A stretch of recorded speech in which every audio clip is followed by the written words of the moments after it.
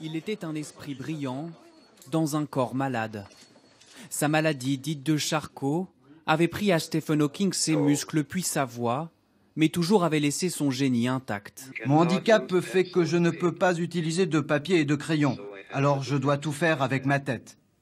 Ça m'ennuie de perdre tant de temps, il y a tellement de choses que je veux faire.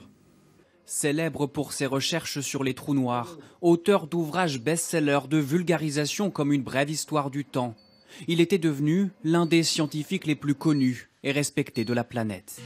Les cosmologues et les physiciens des particules doivent travailler ensemble pour trouver la réponse à la plus importante question.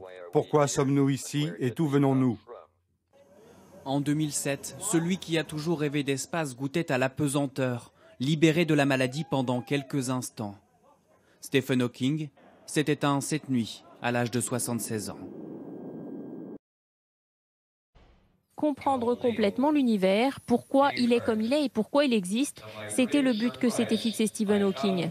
Très jeune, il se passionne pour les mathématiques et l'astronomie.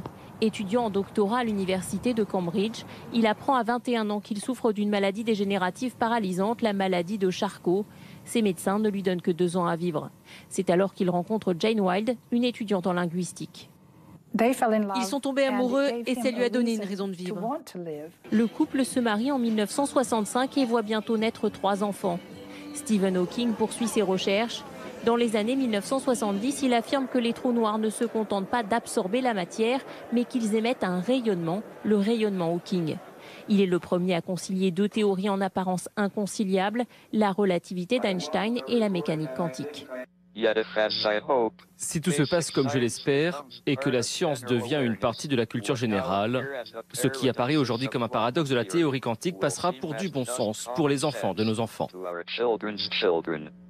En parallèle, sa maladie progresse. En 1974, il ne peut plus se nourrir seul. En 1985, il perd l'usage de la parole et ne peut plus s'exprimer que via son ordinateur, ce qui ne l'empêche pas de faire un vol en apesanteur en 2007. Il était l'auteur d'Une brève histoire du temps, un ouvrage visant à expliquer la cosmologie au grand public, du Big Bang à la théorie des cordes, un livre de vulgarisation scientifique qui s'est écoulé à plus de 9 millions d'exemplaires.